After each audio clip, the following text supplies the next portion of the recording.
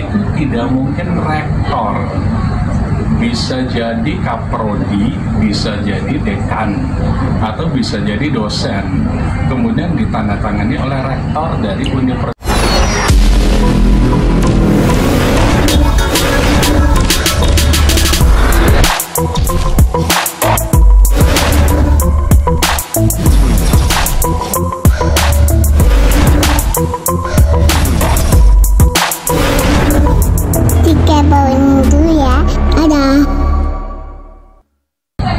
Selamat sore teman-teman, saya Dr. Firman Chandra, saya advokat, dosen, praktisi hukum dan kaprodi magister ilmu hukum di Unma. Ini dokter beneran nih, pernah melewati proses kuliah yang panjang dan akhirnya dipercaya menjadi kepala program studi magister ilmu hukum yang mahasiswanya mayoritas hakim, jaksa dan polisi. Begitu dia pengacara. Oke, terkait dengan kasus, ini kasus sebenarnya kasus lama, kasus ijazah palsu. Kasus ijazah palsu ini sampai kapanpun menurut kami ini panjang pembuktiannya, karena secara hukum barang siapa yang menggugat, barang siapa yang melakukan permohonan, beliaulah yang harus membuktikan serta mendalilkan. Itu adegium ilmu hukum di mana-mana, baik di negara Eropa kontinental yang dianut Indonesia, Belanda, Perancis, dan negara Anglo-Saxon yang dianut oleh Commonwealth, Austria, dan Amerika, dan negara persemakmuran. Jadi barang siapa yang menggugat, dia harus membuktikan. Ada mekanisme yang dianut oleh Eropa kontinental seperti Indonesia. Jadi harus dibuktikan di sebuah tempat untuk uji materi yang namanya pengadilan negeri. Nah, pengadilan negeri yang sudah dilakukan, yang sepengetahuan kami sudah 3 kali. Ada gugatan dan gugatan itu ditolak, ada gugatan lagi, gugatan itu ditolak, seterusnya. Ini sejak beliau selesai menjabat menjadi presiden, ada gugatan baru lagi. Nah, ini menarik nih, karena apa? Gugatan ini pasti tidak boleh gugatan yang isinya relatif sama banget. Karena apa? Kalau sama banget, itu namanya nebis in idem bahasa hukumnya. Artinya pasti ditolak. Jadi harus ada varian-varian baru di gugatannya, di dalil gugatannya. Contoh misalnya terkait dengan font style dari ijazah tersebut. Font style yang kita kenal, ya ada sans serif, ada Times New Roman, ada Arial, ada Montserrat, dan lain-lain. Itu dibuktikan apakah memang zaman tersebut sudah ada kita sebut mungkin WordStar ya, atau mungkin Microsoft Office, ada nggak? Nah, itu sebenarnya masuk ke sana tuh materinya. Apakah zaman tersebut belum ada yang namanya WordStar ataupun Microsoft Word? Artinya apa? Berarti yang dilakukan oleh pembuat ijazah itu menulis tangan. Nah, siapa yang menulis tangan tersebut? Itu tidak mungkin rektor, bisa jadi kaprodi, bisa jadi dekan, atau bisa jadi dosen, kemudian ditandatangani oleh rektor dari universitas tersebut. Nah, tinggal dilihat, dicari apakah beliau-beliau itu masih hidup. Kalau masih hidup, bisa dijadikan saksi fakta untuk membuktikan bahwa ijazah itu betul dibuat oleh A, di-approve oleh B, dan ditandatangani terakhir oleh rektor. Tapi biasanya sebelum itu ada yang namanya surat keterangan lulus, SKL. SKL-nya siapa yang tanda tangan? Bisa kaprodi, bisa dekan fakultas tersebut gitu. Nah, disinilah perlu alat bukti, dan namanya persidangan itu pasti dimulai dengan pembacaan gugatan atau permohonan. Gugatan dari penggugat itu akan dibacakan atau dianggap sudah dibacakan. Setelah itu melalui proses, karena ini ilmu hukum perdata, berarti proses namanya mediasi. Jadi dilakukanlah mediasi antara penggugat dan tergugat, atau kuasa hukum penggugat dan kuasa hukum tergugat di sana. Setelah mediasi dibutuhkan waktu sekitar 30 hari biasanya untuk menentukan apakah ini dilanjutkan ke pokok perkara atau damai, kan begitu. Kalau memang dilanjutkan perkara berarti dispute. Kemudian hakim mediator itu menyerahkan lagi ke hakim pengadilan bahwa kasus ini dilanjutkan ke pokok perkara substantif dari gugatan tersebut. Makanya nanti ada sesi berikutnya yang namanya jawaban dari gugatan. Kemudian nanti ada berikutnya dokumen yang dihadirkan sebagai alat bukti permulaan. Kemudian sidang berikutnya ada saksi dari penggugat. Sidang berikutnya adalah saksi dari tergugat. Setelah itu ada kesimpulan dari penggugat dan tergugat. Terakhir baru putusan majelis hakim yang akan muncul dalam amar putusan tersebut. Apakah gugatannya diterima atau ditolak? Kalau diterima berarti terbukti ijazah dari tergugat palsu. Kalau ditolak berarti ada permasalahan, bisa jadi substansi gugatannya atau apa yang tidak disetujui oleh majelis hakim. Jadi ini masih panjang prosesnya. Dengan begitu akhirnya masing-masing harus punya alat bukti yang kuat sehingga adu argumentasi yang intelektual nih, sesuai basis akademis gitu. Apakah penggugat menghadirkan saksi ahli, apakah penggugat memiliki dokumen-dokumen lainnya sehingga bisa menyatakan bahwa ijazah asli dari tergugat itu tidak ada atau palsu. Begitu juga tergugat harus membuktikan semuanya, apakah memang ada dan lain-lain. Namun ada satu clue nih sebenarnya. Clue-nya adalah bermohon kepada majelis hakim yang menangani pokok perkara akuo, biasa kalau bahasa hukumnya, agar memaksa tergugat untuk memperlihatkan ijazahnya. Itu bisa ada unsur paksa. Jadi ada permohonan selain gugatan tadi, nanti ada sesi bikin satu surat lagi pada saat persidangan, tertulis, diajukan pada saat sidang, agar majelis hakim bisa ada unsur paksa. Tujuannya supaya tergugat dan atau termohon untuk menghadirkan atau memperlihatkan ijazah aslinya. Nah itu lakukan kalau menurut saya clue tersebut. Jangan sampai nunggu putusan majelis hakim. Jadi silakan gunakan hak hukumnya. Indonesia Rechtsstaat, Indonesia negara hukum, dan kita mau presiden sampai buruh pun memiliki equality before the law, memiliki kekuatan hukum yang sama. Gunakan, yakini Indonesia akan berkeadilan sosial bagi seluruh rakyat Indonesia.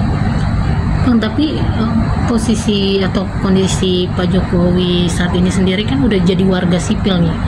Apa masih tetap bisa, sekalipun di pengadilan kan sudah diputuskan menang? Pejabat apapun, mau presiden, mau wali kota, mau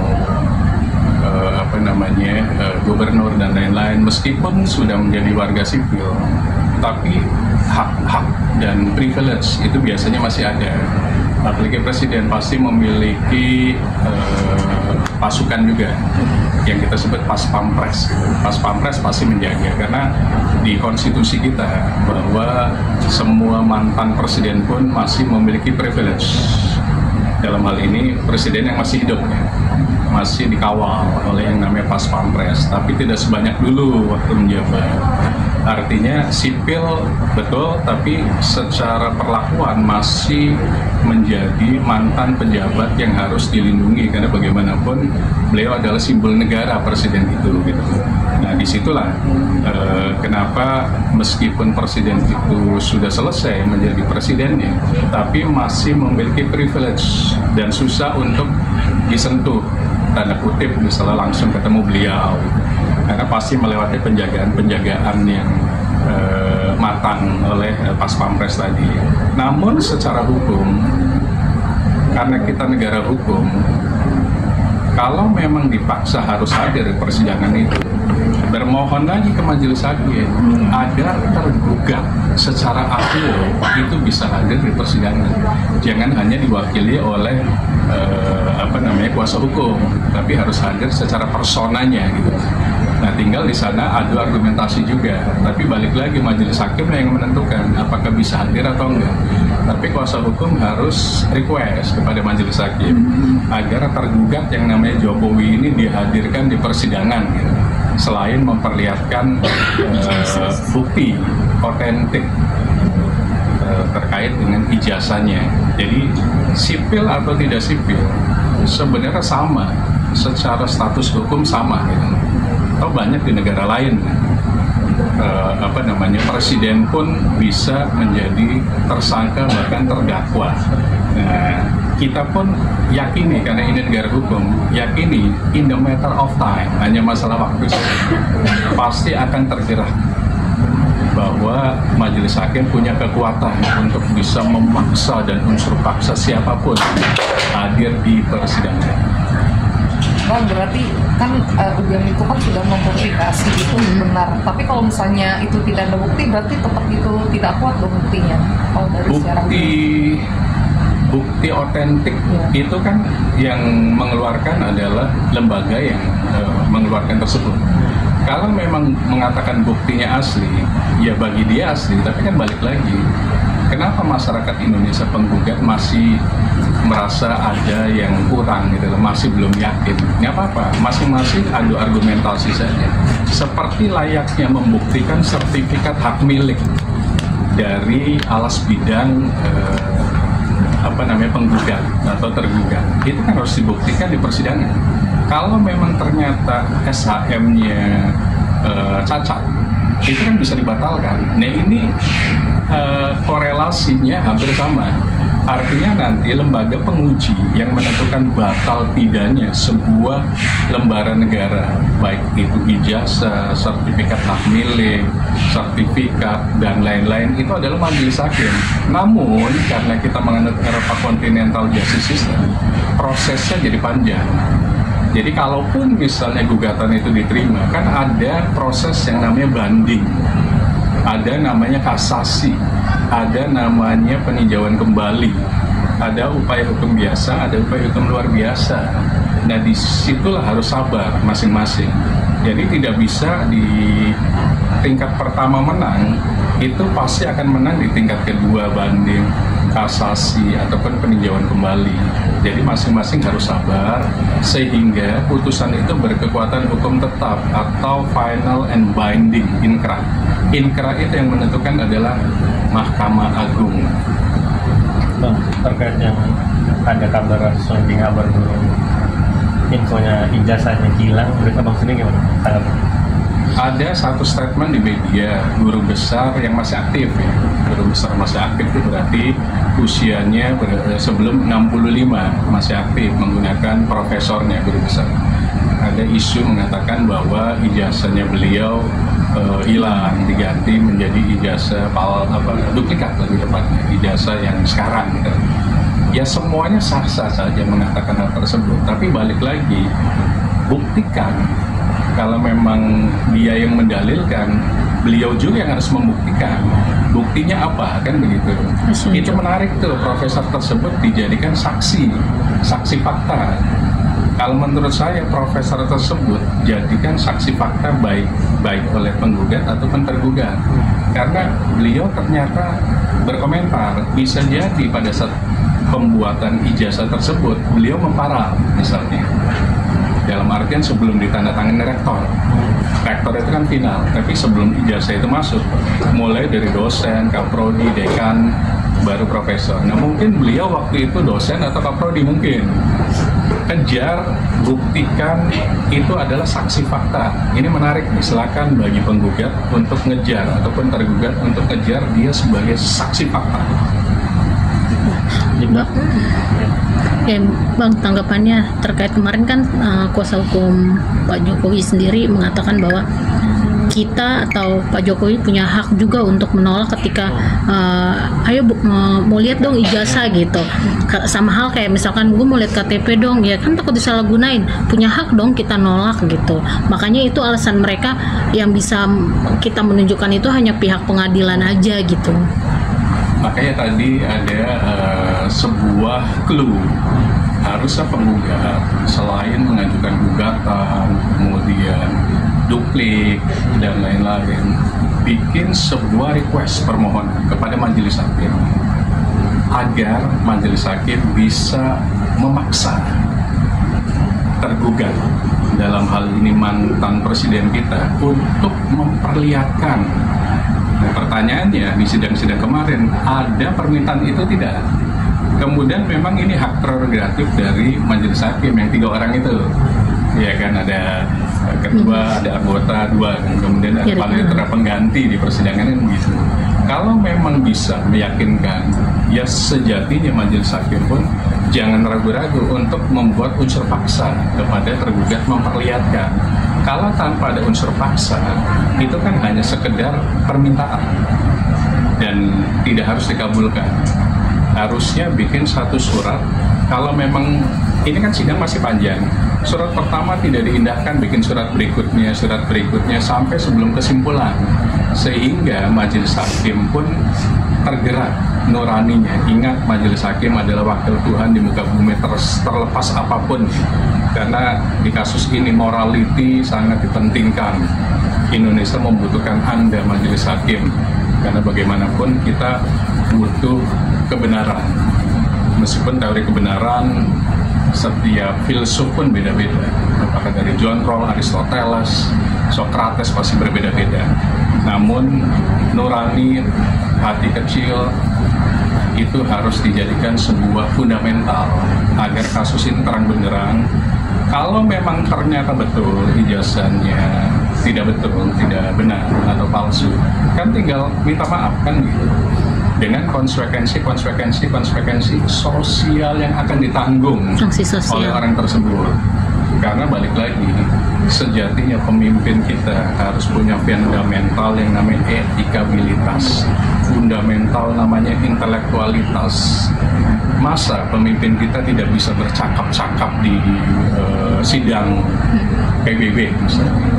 Dulu zaman Soekarno bisa, zaman SBY bisa. Kenapa tidak bisa beradu argumentasi di sidang umum Perserikatan Bangsa-Bangsa? Kita juga bangga juga kalau punya presiden itu. Nah, ini sudah terlanjur, yuk kita benahi. Seperti di Afrika Selatan, ada namanya lembaga rekonsiliasi. Ada lembaga yang bisa memaafkan terkait dengan politik apartheid waktu itu. Jadi tidak dihukum kulit putih di Afrika Selatan, tapi dimaafkan. Nah, bisa jadi ini komite kebenaran dan rekonsiliasi yang sudah ada di undang-undangnya, tapi sampai sekarang belum terbentuk. Bisa jadi ini saatnya KKR dibentuk, Komisi Kebenaran dan Rekonsiliasi, agar bisa memaafkan pemimpin-pemimpin kita sebelumnya.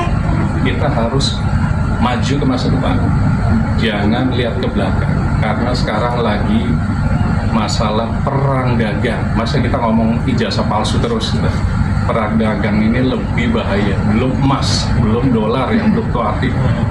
Intinya gimana caranya rupiah kalau bisa 6.000 sampai 8.000 compare dengan dolar. Itu sebenarnya semestinya yang dilakukan oleh pemimpin kita sekarang. Jadi masa lalu adalah masa lalu.